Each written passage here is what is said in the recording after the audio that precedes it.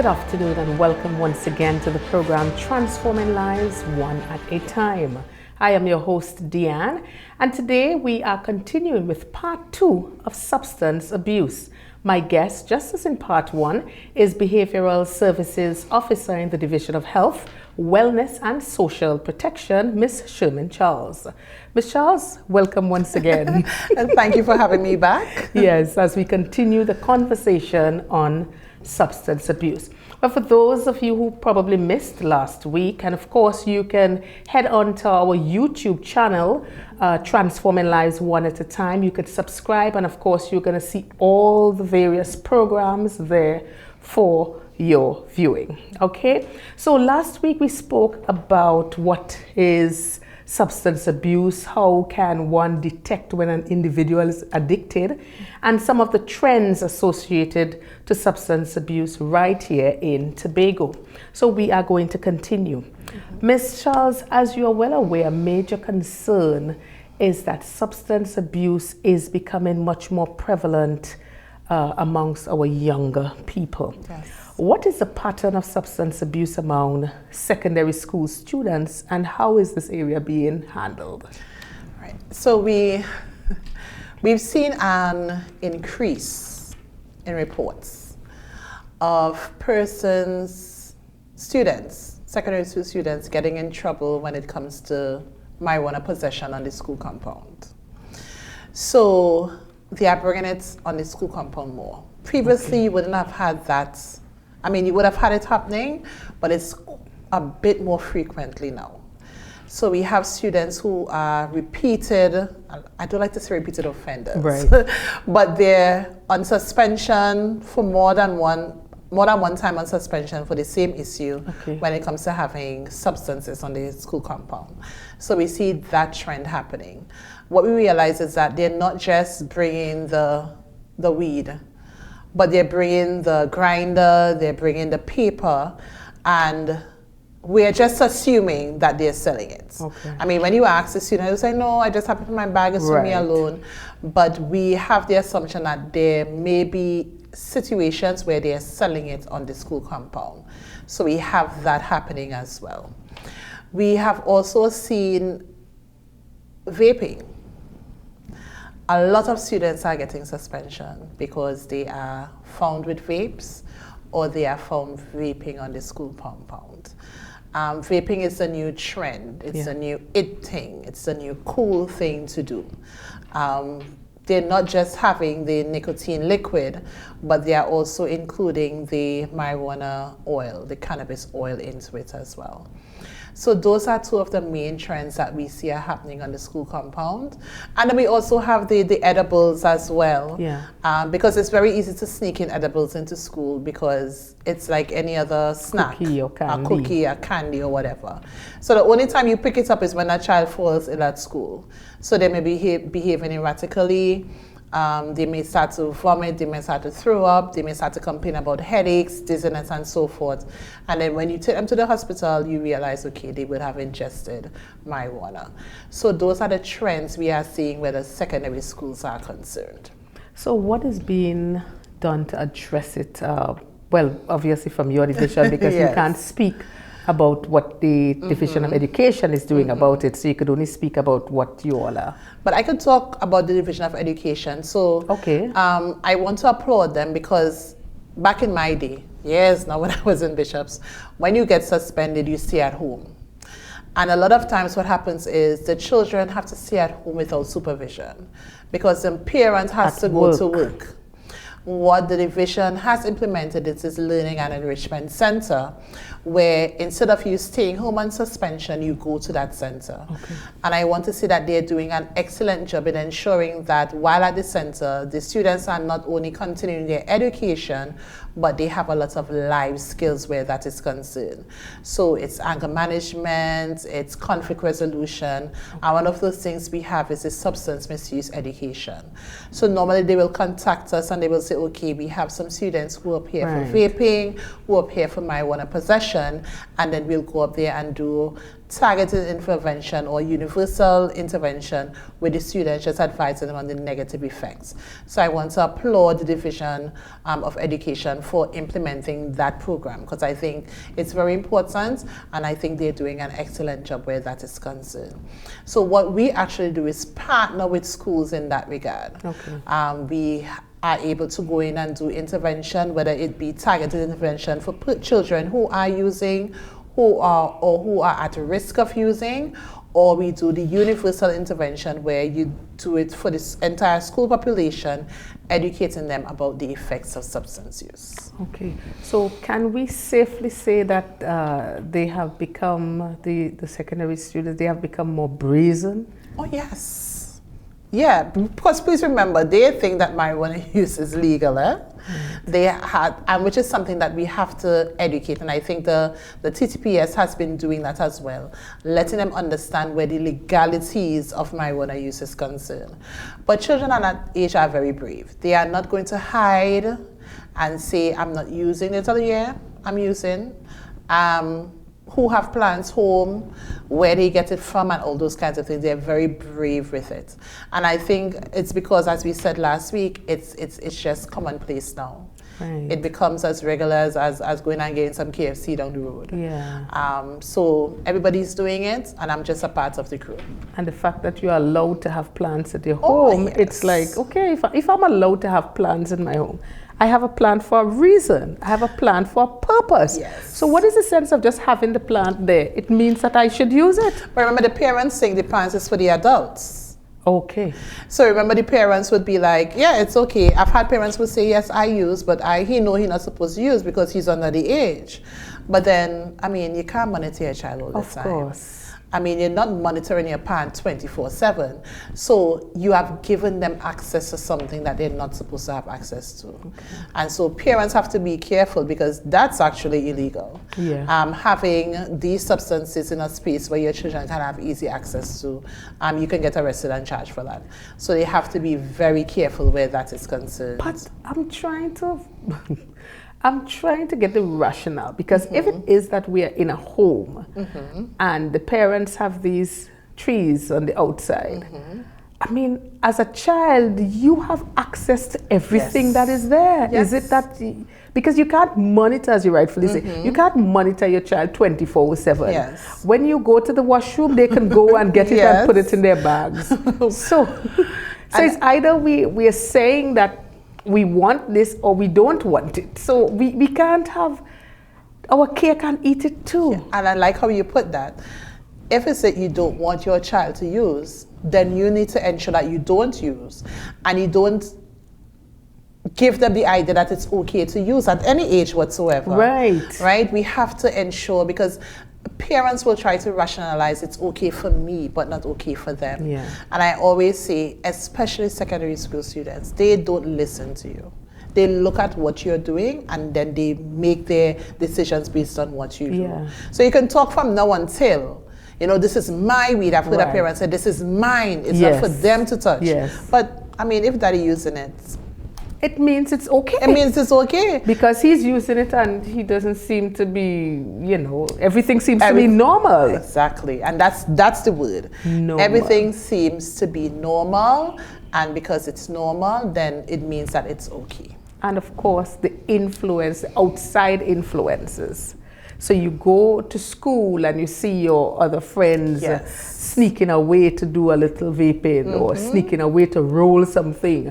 And then in the communities, you pass by the blocks and you see those guys again. So that is all you have been bombarded with. This is like, but this, if all these people using this thing, it has to be cool. I should try too. And I always tell parents, when their children are in secondary school, their focus is pleasing their peers and not so much their parents. Yeah, because peer pressure. Peer pressure is important, and they're forming friendships, and friendships tend to be more important than your relationship with your parents. Of course. And so at that point in time, if they align themselves with the wrong friends, that is the path they're going to go on. So just imagine, they're aligning themselves with the wrong friends, and then when they come home, daddy is using. Yeah. Everybody is on the same path where this is okay, and this is okay for you to use. And so parents really have a big task, a large task, a great task where that is concerned, to ensure that, okay, fine, your friend might be doing it, right, but when it comes to you at home, no, this is what we stand for. You need to have something to counteract what is going on with the friend group, yes, and what might be going on in the community as well. You know, it's very interesting because I just remembered something that I saw recently where someone was talking to a young lady, and she was saying, I use a lot of obscene language. My children are there and they know that I love to use obscene language, but they know they're not supposed to do it. And I'm like, okay. How? I don't know. I think I don't understand. Let me don't say I don't understand the rationale, because we've always told that there are some things for big people things. There are some big people things. Stay out of big people things. And I think that is the mentality that we have now. But it's not working anymore, because the big people things is coming the everybody things. Yes. And so you're either going to have a situation where they're going to use, or as soon as they become a big person, yes, which is when they're 18, then they're going to use as well. So what you're actually doing in many instances, I call it conditioning of your mind. Yes. It's like you're in a relationship, whatever kind of relationship, and let's say this gentleman is telling you, talking sweet nothings into your ear and stuff like that. When, let's say it's an online relationship, based on the information that is being shared between you both, you know, when you actually meet, you are actually playing out everything, yes, because your mind is continually being conditioned. Correct. And that is what's happening in the yes, home. That is what's happening in the community. These younger minds are being conditioned. Okay, mommy and daddy, they're doing it. They seem fine. They're still providing for us. Okay, so I could continue with that. I could step into that. And then my children can do it as well. And then that's why we spoke about the whole generation. Yes. So we have to think. Yes, because we have to think. It's everywhere. Like I told somebody, it's the negative, I want to say the negative influences, but the acceptance of it is everywhere. Yeah. And I always say, these children can tell you that if you don't know, they will convince you that it's fine. Yeah. They can show you every single instance where it's fine, because they know what they want to do. Right. And their minds are already conditioned that this is okay. Yes. And so we have to, like you said, the conditioning is important. And that's why you have to start, you have to have a home. And when I say home, I don't mean the house, but a family, extended and otherwise, that really has a no-nonsense policy where substance use is concerned. And it has me thinking about the importance of mentors, because especially this is very prevalent, most prevalent among our young men, our young boys and our young men. And many times you would have, you have your family, and they would be the members would be going to school, they're going to work. But apart from that, because a lot of these young children are no longer going to church, because the parents are not going to church. A lot of parents are not going to church. So sometimes they're sending these children, you go to Sunday school, but they're not going. You're not like, okay, we are going to do this as a family. But of course, when it's a family sports day and everybody's going, it's a family event at that point. But I'm thinking that we are not seeing the importance and how impactful having mentors for our young boys especially. We having it for girls too, but we tend to always focus on the girls more, because we don't want them to come and get pregnant. Yes. I tell you, this program is real, it's real. But that mentorship for the young boys, maybe it might be an uncle. It might be somebody who has a football club in the village, that they can be able to take them under their wings and say, okay, you will not be another statistic. I don't want to pass and see you park up under this with smoking this long. No. Because the gang leaders are mentors. Of course. And I'm going to say this, they're doing an excellent job in what they want to mentor them to do. Yeah. So that's why we have all these gangs in Tobago now just popping up all over the place, because they know what they want to mentor these boys to do. Yes. And they're doing a good job. They're always there. They're always available to do what they need to do. You could talk to them anytime. They're always there. Never busy for you. Never. And so we have to be just like them, but be positive mentors that these boys need. And I think what is happening is that as a society, we've become very, I don't want to say selfish, but careful. Where, you know, let me focus on my children. Yeah. Right? And you see that one? Yeah. Let them parents deal with them. But I remember my grandmother said, the same boy that you don't want to fight up with is the one who's going to come and rob you when you Yeah, exactly. We're going to put a gun to your head and try to take what you have. And so we have to somehow bring back that community spirit where we're willing to be mentors. Because we have persons who could be excellent mentors, but for some reason, and I know sometimes it's just fear. It's just fear, and I could understand that. I mean, you go out there and you mentor this person, and then you're getting backlash from the parent, you're getting backlash from the community. And so we have to have a society where persons are more willing to mentor, and we as parents and as aunts and uncles and as family members are willing to have our children mentored by these individuals. Yes, that's very, very important. Well, I want to go in, as we indicated in last week's program, when we look at it, there are no benefits to substance abuse. No benefits. So we want to get into a bit of the effects that substance abuse has on individuals in terms of physically, mentally, socially, financially. Because truth be told, based on what we are seeing, substance abuse affects every single area of one's life and their ability to perform at maximum level. So let's talk about that. We're coming up to a break, but we're going to start, and then after the break, we're going to continue. So in terms of physically, mentally, socially, financially, and any of the other alleys that you... So when we talk about effects, we normally talk about the biopsychosocial effects. So biologically, psychologically, and socially. So I always tell persons, drugs affect every major organ in your body. Your brain, your lungs, your heart, your kidneys, your liver,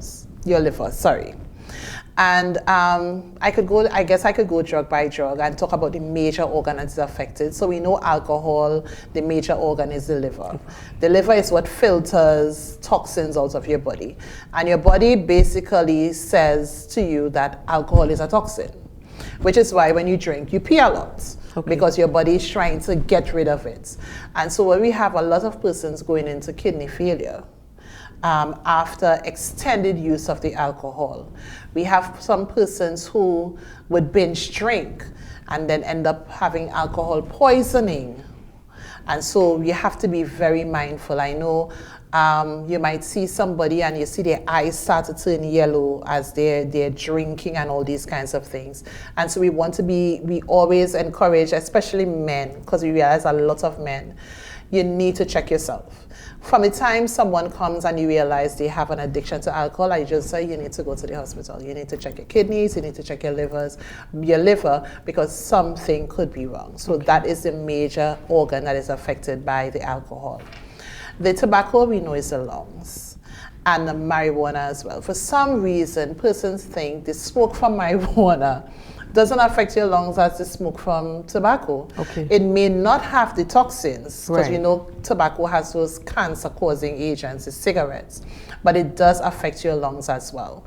And then we also have with the marijuana, it's affecting your brain.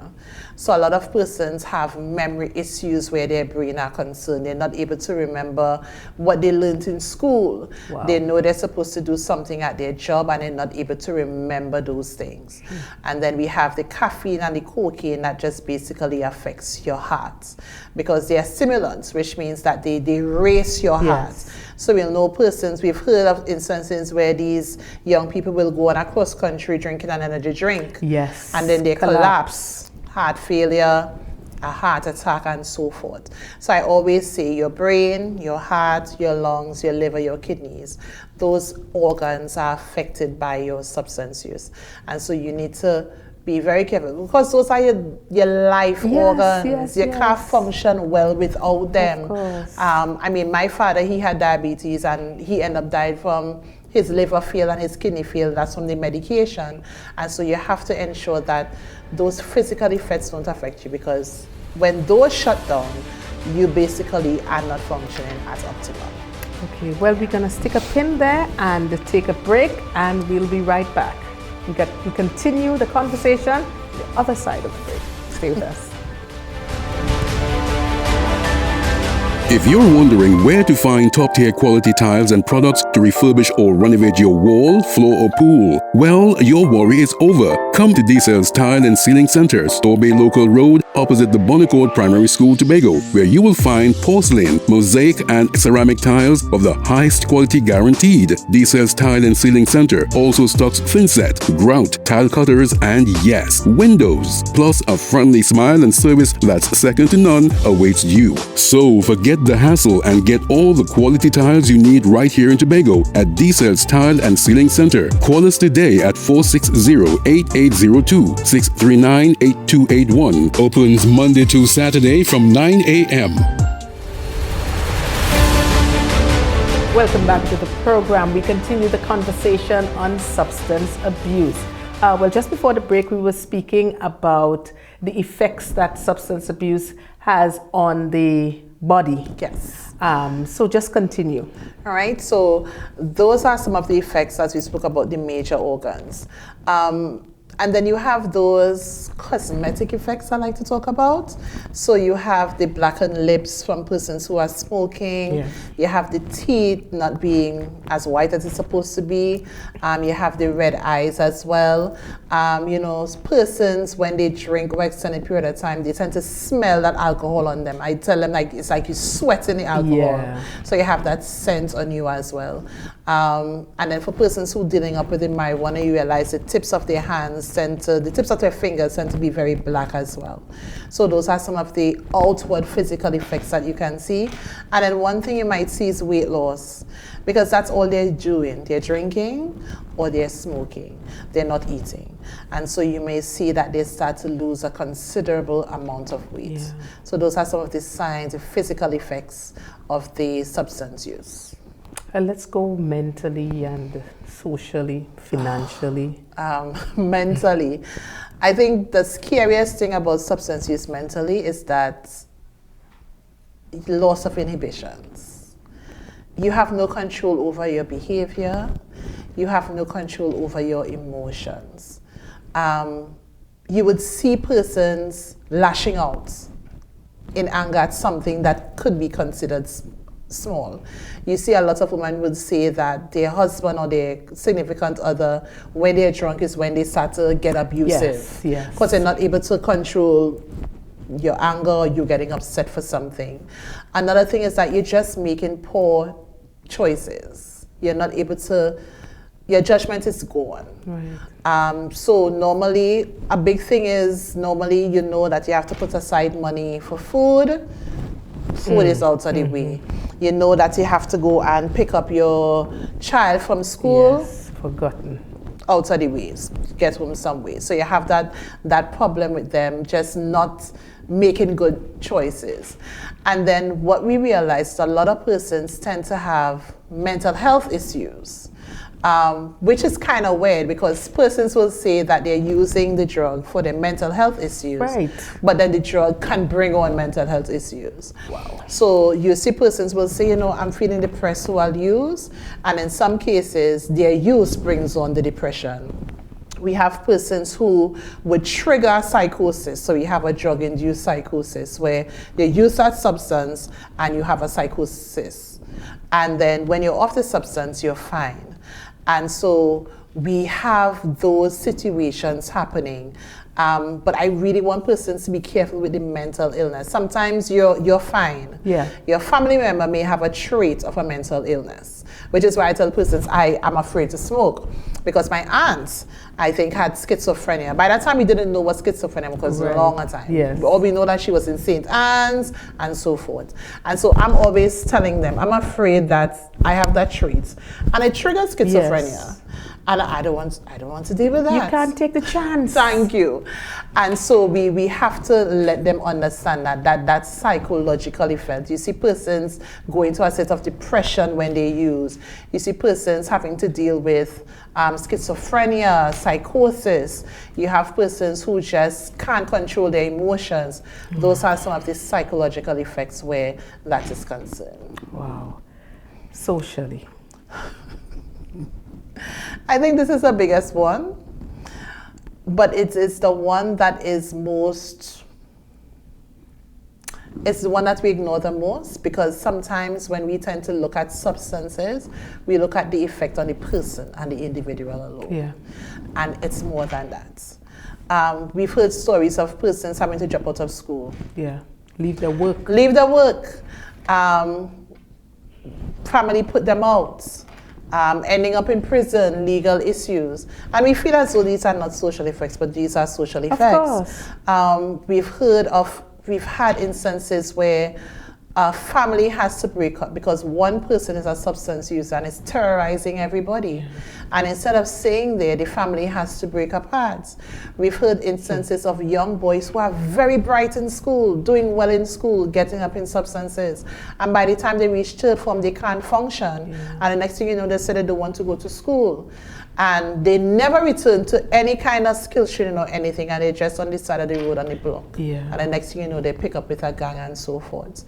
We have known persons who have worked well. I had a cousin who was a teacher, but while he was a teacher, he was also using alcohol, and he just couldn't function. He wasn't in school, he wasn't going to school, and if he was in school, he wasn't going to classes. Right. And so you have all these social issues. One of the main ones is delinquency. You will have a good child. You train that child good, and they get involved in drugs, and you realize they're fighting, they're gambling, they're missing classes, they're running away from school. And so those are some of the social effects. And when we say social effects, we don't mean just to the family and close thing, but us as a community. We can talk about persons not feeling safe in their community anymore, because when you see a drug block, you also see a gang. Of course, and you see guns. And you're seeing guns. And so we have a situation where the community doesn't feel as safe because we have these issues compounded by the use of drugs. So those are some of the social effects we are seeing. My major concern has always been a community that doesn't feel safe, a community that was once safe. And your child could go on the road and play, and now you can't do that because you don't know what could happen. And so we have to be mindful of that where the substance use and the social effects are concerned. And in terms of criminal activities, because when you have the drive-by shooting, we were all taken aback when quite recently, Tobago shot into the spotlight, drive-by in Tobago. How many murders? It was unheard of. It was unprecedented in Tobago. And I can't talk for, because I wish the TTPS could do something like that, but I would love to know what link there is between those shooting and drugs.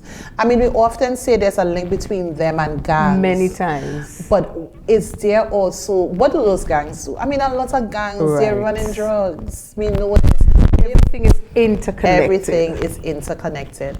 And so when you see a place, unfortunately, that has a high precedence where drugs are concerned, it's also sometimes unfortunately a place where crime is concerned. We're not just talking about murder and stuff, we're talking about larceny, we're talking about assault and all those kinds of things. So we have to be so mindful because it can just compound and get into something worse. And we're going to talk financially, because the first thing I thought about is that when money seems to be going in this direction, because I have heard of women, they know that their husbands are heavy drinkers, and they would go at the job site so that when they get paid, they will get their money for the children and to buy food, because if you wait for him to come home, he's gonna pass by the bars first. Yeah, but the unfortunate thing is they don't do that anymore. So the money goes directly to the account. Right. So what they have to do is try to get the bank card. Oh my Lord. And if they try to get the bank card, then the men will be like, oh, you're trying to control me. I am in charge. You know, the men and their ego. Yes. And so women have to, I don't know, figure out a way to get to the money first. Wow. And then it has it in a situation where sometimes the women are the ones that are doing that, because we have a lot of women who have substance use issues. Yes. So the man has to try to get to that money first before it's spent out. And then that's why we have a lot of persons coming into the social services to get grants and so forth, because this one partner cannot manage the expenses, because all the expenses go towards alcohol or towards the marijuana or the drugs. Wow. So, Ms. Charles, after all this information that you have disseminated, the question is, the big question is, how do we deal with this growing problem? What can be done to prevent substance abuse? So the first thing is we have to promote no drug environments. It's hard because we've been so pro-drug as a community. We have to reverse it now. We have to start to make definite steps to let the community be viewed as a community that does not promote substance use in any form whatsoever. And so it has to start from, we've been saying this all the time, but it has to start from the home, and then it extends abroad. As the charity starts at home and extends abroad. So it has to start at home. And I want to encourage parents and family members that to ensure that their homes do not encourage substance use in any form. And I'm including alcohol in this, because the children have easy access to alcohol. And so we have to ensure that we don't promote that in our homes, and we don't promote that in our communities. Another thing I want us to do is to be more open with talking about it. I'm glad that you mentioned the churches, because a lot of time churches don't like to talk about it because it's considered taboo. But for us to get the information out there, we have to talk about it. We have to come to the realization that, listen, we have a problem. We have a growing problem that every year it seems to be getting worse. And we have to be open to talking about it, talking about drugs, talking about how it affects people. We have persons who are going through the effects and they don't want to say anything because they're ashamed or or it's taboo. But we have to be open, and we have to be out there talking about it and letting persons know, like, this is what is happening and this is what we need to do. So I think where prevention is concerned, that's what we have to do. But I think also we need to focus on the family, because drug use is not an individual problem, it's a family problem as well. And just like the family is the one that can make or break a person, the family is also broken when you have someone there who has substance use issues. And so we have to go back to, focusing on the family, reaching out to them, offering assistance, so that we can start that where intervention is concerned. Yes. Because we don't want a situation where one family member is using, and because we don't have intervention with the families, it passes on to the children. Yes. And so we have to have that intervention where families is concerned. So I think what's important is getting the information out there and ensuring that our environment, whatever space we are in, whether we're at home, at church, at school, in the community, that our environment does not promote substance use. What I'm hearing is, I think what I've been saying over the past couple of weeks and months, the problem begins at home. It stems from the home. Yes. And the kind of information that is being shared via parents to the children, and then of course to the schools, because it starts home. Yes. Because the truth is, there could be a possibility where you do well at home and your child goes out and be easily influenced. That is a possibility. But you want them to have that foundation still. Yes. Because it's easy to break something that doesn't have a foundation, not something that has a foundation. So you want them to have that foundation. And I always tell parents, you have to be open with your children. You have to be available to them. You have to supervise them. Yes. These children who are in juvie by themselves and are under the age of 18, I don't like it. You could get drugs and alcohol anywhere in juvie. So you have to supervise your children. They may not like it. Yes. I mean, I didn't like too much supervision when I was that age. Of course. But it was necessary. Yes. Right? And so the parents, I know it's a lot. And we're not saying that the parents, I mean, we're not saying that all parents are falling by the wayside, but we want to encourage them to continue pushing with their children. Yes. So when they reach on these negative influences, they have the means and the skills to really resist and to say yes, no. that solid foundation. Yes, very important. And kudos to all the parents, the mothers and the fathers that are doing a fantastic job. Yes. Keep it up. Keep investigating. Keep speaking to your children when they come home. Talk to them. Have an idea as to what transpired at school.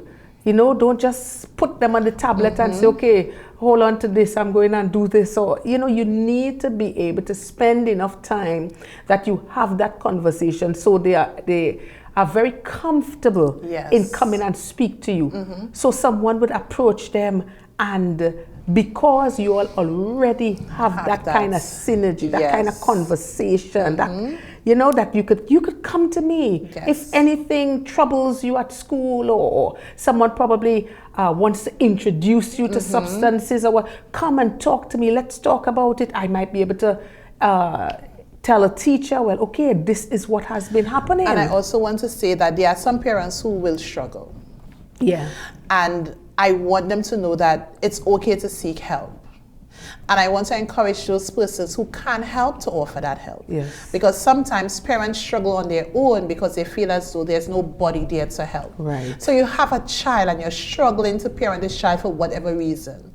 And there's no auntie or uncle or neighbor or grandmother to help, and you're alone struggling. Yes. And so we want them to reach out to someone for help, and we want persons who can to, you know, be that person that someone can come to for help. Of course, and you don't have to be afraid, you don't have to be ashamed, because sometimes they would have it in their minds, maybe I'm the only person going through this. Trust me. You're not. You are not. You are not a lone ranger here. Yes. A lot more persons are struggling. A lot more persons are trying to maintain their sanity. Keep food on the table, especially single parents. Yes. So you are not alone. So whatever the situation, whatever the circumstance, you are struggling, know that there is help. You can get help. Reach out. You may reach out to someone in a church. You may reach out to a community. You may reach out to the police youth club. You may reach out to probably somebody who is in charge of a football club. Yes. Reach out. Let others know that you need help. Never be afraid to ask for help. Yes, never be afraid. In many instances, family members and even friends can become so distressed and broken, heartbroken, seeing their loved one literally spiraling out of control before their very eyes as it relates to substance abuse. What can someone do? What can a family member do to really reach out and assist an individual who is using substances? It's just, because in maybe the last 2 weeks, I've had 2 family members reach out on behalf of their family member. And when you hear their stories, one mother has gone for their child and brought their child back home. And their child would leave again and go for their child and brought their child back home. We have another family member who had to take their family member's child because that family member was dealing with substance use, and the only thing they could do was take that child because they couldn't manage. And I want family members to understand that sometimes you can't do it on your own. Yeah. Especially when it comes to addiction, you have to reach out for that person to get help. The truth is that person may not want help.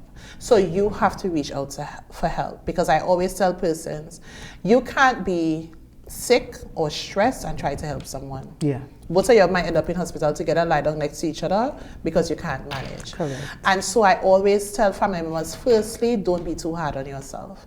Because family members will always blame themselves. Yes. And then somebody on the outside will always turn around and say, she ain't care about your child. Look what your child doing. She ain't business. I always say, be kind to yourself. Yeah. Once you know that you have done all that you can, be kind to yourself and reach out for help. Not just for your family member, which is important, but you have to reach out for help, because those persons have gone through trauma, dealing with a family member, they've gone through grief, watching your child who you knew you grew up from young change into a completely different person. Yes. That is grief. And so you have to reach out for help. I always encourage them, don't be an enabler. You see, that's a lot of parents, because they want to, family members, they want to hide their abuse, they become an enabler. So instead of your child going to the rum shop, you will bring the rum home, because you don't want them to be outside to look bad. Instead of your son going out and begging people for weed, you will bring it home, because you don't want it to look bad. Wow. And so we encourage them, don't be an enabler. Don't do an environment that would enable the substance use, because sometimes they really had to deal with the consequences for them to come to the point where they have to know that there is a problem. And so, we have parents, you've heard of it, they will cover for their children when police come. Yes. My son is a good boy. Yeah, he's a good boy, not my child. Yeah. It's somebody else, whatever.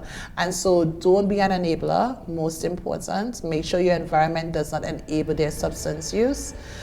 When you can't manage, seek help. Seek help and seek professional help. Very important, and don't be too hard on yourself. Don't be too hard on yourself at all. All right, well, we're going to take another break at this time, and we will return. Stay with us. If you're wondering where to find top-tier quality tiles and products to refurbish or renovate your wall, floor, or pool, well, your worry is over. Come to D-Cell's Tile and Ceiling Center, Tobago Local Road, opposite the Bonnecourt Primary School, Tobago, where you will find porcelain, mosaic, and ceramic tiles of the highest quality guaranteed. D-Cell's Tile and Ceiling Center also stocks thinset, grout, tile cutters, and yes, windows. Plus, a friendly smile and service that's second to none awaits you. So forget the hassle and get all the quality tiles you need right here in Tobago at D-Cell's Tile and Ceiling Center. Call us today at 460-8802, 639-8281. Opens Monday to Saturday from 9 a.m. Welcome back to the program Transforming Lives One at a Time. My guest, Ms. Shermin Charles, Behavioral Services Officer in the Tobago House of Assembly. What advice would you give to a family or friend of a person who is an addict? Seek help. I think seek professional help. I think a lot of times we think that we can deal with it, that we can help them. And essentially we could be making things worse, not just for them, but for you as an individual. And I always say that just like when your family member is sick, they have diabetes, hypertension, you will go to a doctor. Correct. Because you don't have the training or the skills to diagnose them and to give them the necessary treatment to deal with their issue. And that's why we always like to term addiction as a disease. Okay. It's a disease that needs to be treated. We wouldn't sit down, we wouldn't have our family members sitting down home with their blood pressure sky high or their blood sugar levels sky high and say, oh, let me see if I could fix it at home. We'll find a doctor. Yes. And it's the same thing that we have to do when it comes to drug addiction. Okay. Let them find professional help. Because there's only so much you can do. Yes, the support is needed. When it comes to treatment, it's very important to have that support, that social support. So family support, friend support, and so forth. But the person needs to have that treatment. They need to have that person who is trained and who has the necessary skills to, one, diagnose the level of their use, and then treat the use. Well, it's very interesting that you said if you have a family member that pressure is sky high, you would rush them to the hospital. And in this situation with substance abuse, that's why earlier, I think, no, it was in last week's program, I spoke about, is it that we are slighting it and saying, well, this is just a little issue, but a little issue that has now turned into a monster, and we are now facing and trying to deal with the manifestation of that little issue that we called it. Because when we're pre-diabetic, if you go with your significant other, your father, and they said, oh, you're pre-diabetic, you say, okay, daddy, you had to stop eat this, you had to stop drink that, you had to stop do that. We're ready, because you don't want them to reach it. And it's the same thing with substance use. Yes. Even at the substance use level, not even before the abuse level, even at the substance use level, you have to start to make steps to ensure they don't get to addiction. Right. And so that's why it's very important to get, if you realize your child is even at risk of using substances, you need to get them into some kind of counseling, some kind of community group, because a lot of times children use because they're just bored. Yeah. And because they don't have an alternative for their boredom or for their stress or for their anger. And so sometimes these community groups gives them an outlet to deal with the boredom, gives them an opportunity to learn how to develop coping skills, give them an opportunity to learn how to be disciplined and make proper decisions. And you know, many times we tend to minimize the stress that our younger people go through, you know, because listen, we have to be real. There are a lot of children that are cruel in school. Yes. I remember my father used to teach a primary school, and he was like, you know, children are not nice. Listen. He said, children are not nice. So you have to deal with, one, going to school and doing schoolwork. Yes. And I have a co-worker's son who is doing SCA. I look at the SCA paper, I said, if I do SCA now, I will fail. That's the thing, right? So they're going into high school. Yes. They have all these subjects, all this work, one. Then they have to try to fit into a friend group. Yes.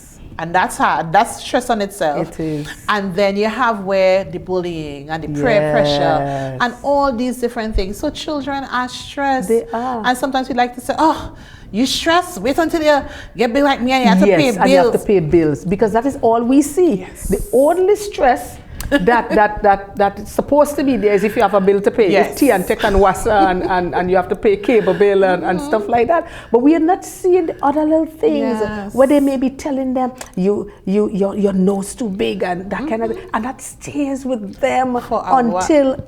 And they are not at the age where we have already figured out how to manage our stress. We have developed our stress management skills.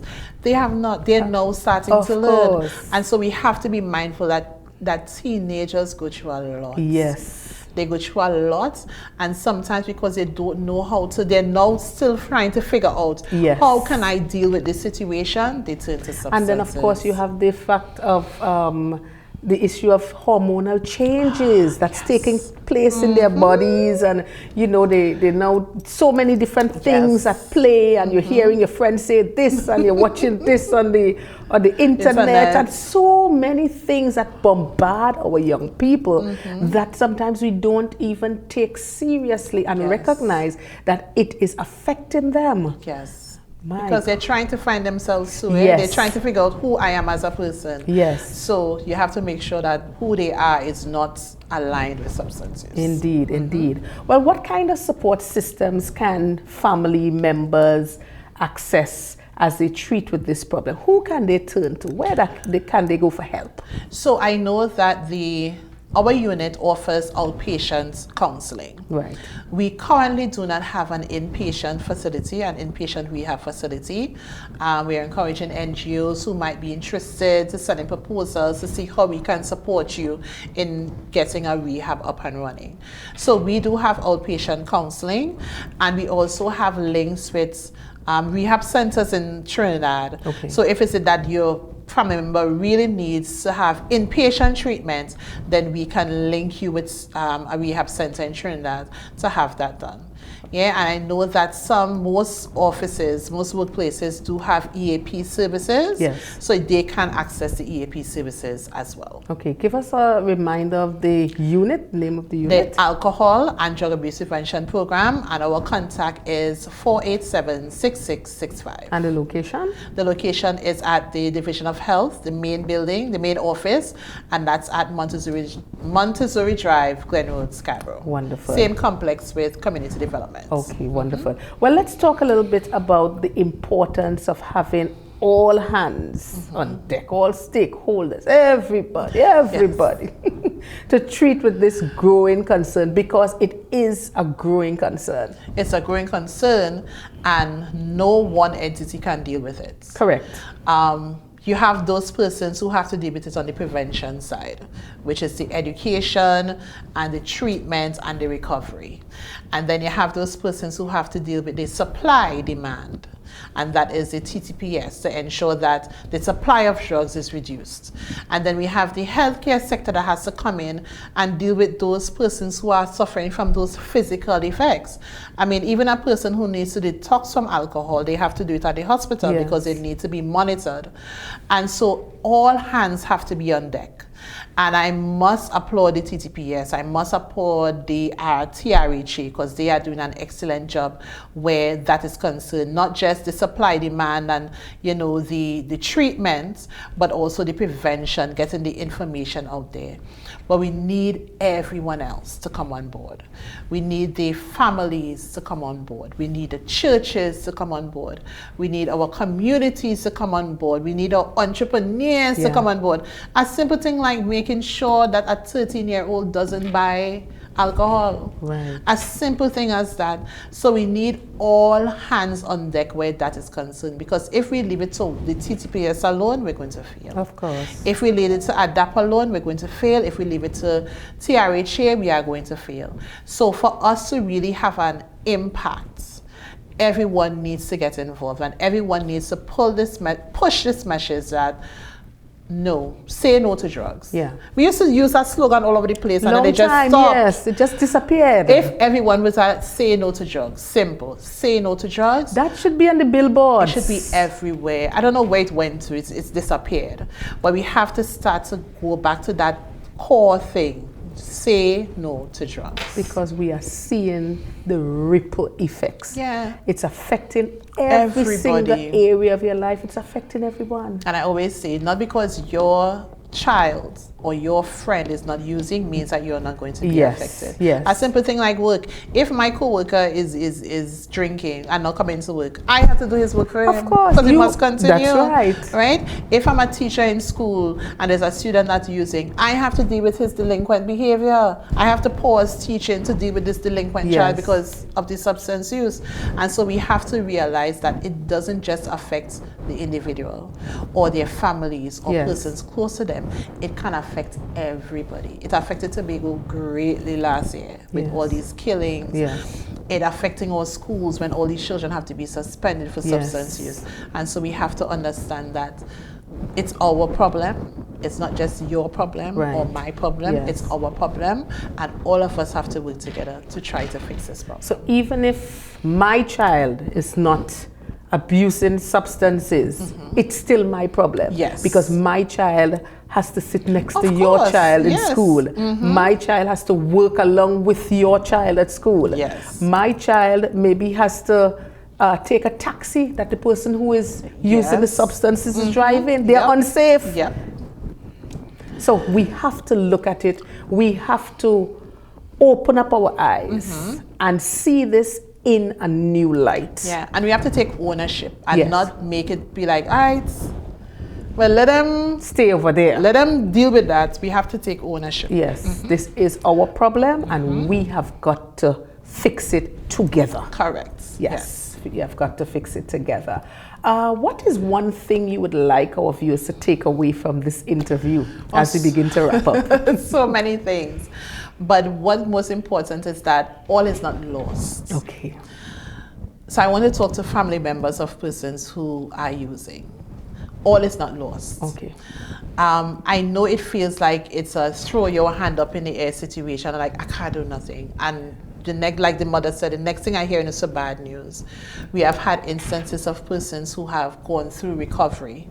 Just before COVID, when our rehab center in Tobago was functioning, we have so many persons who went into rehab and came out and are still in recovery, because recovery is a long-term process. You're always in recovery, and they're doing successful at it. So I want them to understand that all hope is not lost. There is always, once your family member is alive, there is always hope that they can get over this disease, get over this addiction, one. And I want persons to understand that substance use is a problem that we all have to try to fix. Yes. I want us to really start to understand the repercussions of it, because we feel we put things in silo and we don't link it to other things. Yes. This is substance use. It has no link to the crime. It has no link to delinquency. It has no link to breakdown in homes. But I want us to understand that that could filter out into everything, and then it filters out to us. So I really want us to take ownership where prevention is concerned, and getting that message out there, and ensuring that we always promote a policy or an environment that does not promote substance use. Yes. Well, I want you to speak directly into the camera. Speak to that young man or that young woman today who may be on a substance and they may be feeling trapped. Mm-hmm. They're just overwhelmed with so many things that have happened and is happening in their lives, and they feel as if this is the only way they can probably have an outlet. Yes. They feel trapped. They don't want this because they realize that the repercussions will be great. They don't have money to buy stuff because, speak to that young man or that young woman today. So for me, I would say reach out for help. Like I would have stated before, there is always hope. Once you're alive and once you're breathing, there is always hope. And, it's okay to feel trapped. I mean, there are situations that you may be going through that would have caused you to use this substance, and you would feel trapped, because addiction is really like a trap. But I want you to understand that there is hope and there is help, and you just have to reach out. Like I said, you can reach out to the Alcohol and Drug Abuse Prevention Program. Our contact number is 487-6665. You reach out, and we can ensure that you get the necessary help and the necessary support that you need to overcome your addiction. Well, I want to sincerely thank you today, Miss Charles, Miss Shermin Charles, Behavioral Services Officer at the Division of Health, Wellness and Social Protection. Yes. And I want to congratulate you on doing such a fantastic job today on these two segments that we had. And I want to really encourage you and encourage the team to continue doing what you have been doing. Thank you. And effecting change, transforming lives in your sphere of influence. So thank you once again for so competently handling this topic, and I'm certain we're going to have you back again at some time. And thank you so much for having me, and keep up the excellent work. Thank you, thank you. Well, viewers, this is where we leave things for today. This has been part 2 of the topic, Talking Substance Abuse. I would like to sincerely thank our guest again. And I must say that this issue of substance abuse is wreaking havoc in our society, and we cannot just sit idly by and allow a generation to go down the drain. So I'm saying that we have got to have all hands on deck so that we can be able to continue finding solutions to this problem. I hope that this program brought the much needed clarity that was needed, and as was stated before, prevention is always better than finding a cure. I am your host, Dianne. Remember, you can touch base with us on our Facebook page, Transforming Lives One at a Time, and our YouTube channel. Be sure to like, share, comment, share with a friend. Let us know, give us a feedback as to how this program has been impacting your life. As has become customary, I end with the definition of transformation, which is an internal shift that brings us into alignment with our fullest potential. Hey, we've got this.